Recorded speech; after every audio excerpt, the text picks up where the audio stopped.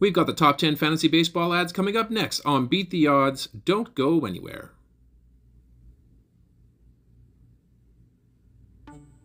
Hello, sports fans. Welcome back to another episode of Beat the Odds. We're going to take a look at the top 10 ads for Week 15 in the fantasy baseball season. If you're a fan of this type of content, be sure to leave a like on the video, subscribe to the channel, and ring the notification bell so that way you'll be notified whenever we drop an episode.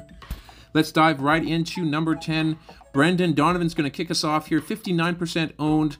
He's batting leadoff in St. Louis here. Last week he had a run on a homer, 2 runs batted in, 500 average. He's leading off and plays every position except for pitcher and catcher, and his bat is currently heating up. He's hitting .386 in the last month. Donovan will hit the odd homer, and he's going to not really help you out too much with stolen bases here, but he could be a good source of runs if the St. Louis lineup starts to heat up. So I'd be picking up Donovan, especially if you need a good solid bat off the bench that could plug into any position here. To number 9 we go. Nick Gonzalez, 18% owned, batting 6th in the lineup in Pittsburgh, 4 runs scored, 1 homer, 6 runs batted in. Last week with a .417 average. Gonzalez has been productive for the Pirates. He's been hitting .304 since his call-up. He's a career .871 OPS hitter in the minors, so Gonzalez should provide a little bit of pop hitting towards the bottom of that order and could see his way towards the top if he can continue doing what he's doing right now. At number 8, we got Michael Garcia, 49% owned, batting leadoff in Kansas City. Last week he had 4 runs scored, a homer, 3 runs batted in, and a stolen base, 400 average. Garcia has cemented himself at the top of the Royals order thanks to his ability to make solid contact and his aggressiveness on the base pass. I really don't see the chance that Garcia will be dropped from that spot of the lineup given how weak the lineup is in Kansas City. Garcia should have a pretty long leash in the second half here for Kansas City. To number 7, Ezequiel Tovar, 45% owned, batting 2nd in Colorado. 2 runs scored last week, a homer, 5 runs batted in, .222 average. Another middle infielder here with promise, moving to a productive spot in a major league lineup. He's more known for his speed. He's had 74 stolen bases in his career in the minors. He has flashed a little bit of pop so far here in the majors with 9 homers.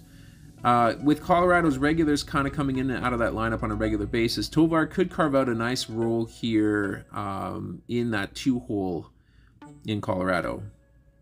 To number 6, we got Kyle Bradish, 52% owned. Last week he had 12 innings pitched, 12 strikeouts, 1 win, .75 ERA, 1.08 whip. Bradish currently ranks 27th overall in the Yahoo game, 6th best starting pitcher here over the last month. With top arms in the majors either getting injured or underperforming, it's really great to see that Bradish is having the season that he is, and he's doing it consistently here. So he really does deserve a good look on your roster if you're struggling with your starters here this season. To number 5, we got Hunter Harvey, 45% owned, 2.1 innings pitched here last week, 3 strikeouts, 1 save, 3.86 ERA, .43 whip. Harvey is going to be owned in more leagues once Washington starts winning more close games. He hasn't recorded a save since July 2nd, but he collected 3 saves in 4 days prior to that date. Hunter Harvey is locked into the role here as closer, and he should be a good source of saves really going forward. At number 4, we got Bryan Woo, 42% owned. Last week he had 6 innings pitched, 7 strikeouts, 3 ERA, .83 whip. Here is your premium short-term ad here in Bryan Woo. He has faced stiff competition since he made his debut, and he has performed admirably outside of that 1 start in Texas in his debut.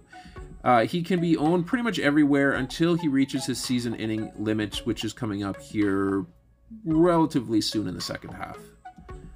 To number 3, we have Leody Taveras, 59% owned, batting 9th in the lineup in Texas. 4 runs scored, 1 homer, 4 runs batted in, 1 stolen base, .333 average. He is on pace for 20 homers and 20 steals, and he's flirting with a .300 average, and he's hitting in the best lineup in the major league. So I wouldn't worry too much about where Leodis hits in that lineup here. As long as he's in there, that's all that matters. If he continues to rack up his at-bats, he's a lock for a top 30 outfielder here for the season. At number 2, we go Francisco Alvarez, 47% owned, batting 8th in the Mets lineup here. Last week, he had 6 runs scored, 4 homers, 8 runs batted in, .455 average. Right now, Alvarez is tied for the league lead in homers for a catcher, and out of the 6 catchers on the list, the top 6 catchers on the list for homers, Francisco Alvarez has done it in fewer at-bats. I have had Alvarez picked as a lock for 20 homers this season here, but the way that he's going, he could very well get to 30. And last but not least, we are going to go to Detroit. We got Riley Greene, 57% owned here, batting second in the lineup in Detroit. He has just come off of injury here, so he hasn't posted games last week, but he is a top-rated talent. He's a speed demon with a very powerful swing. Greene should be immediately targeted for pickup now that he's returned from injury. In fact, at the end of this year, this is the #1 pick here, I'd recommend checking the waiver wire to see if you can claim Greene off the waivers. And that's going to do it here for this episode. I hope you guys enjoyed it here. If you did, please leave a like on the video, and of course subscribe to the channel for more content like this. We are going to sign off for now, but we are going to catch you guys on our next episode.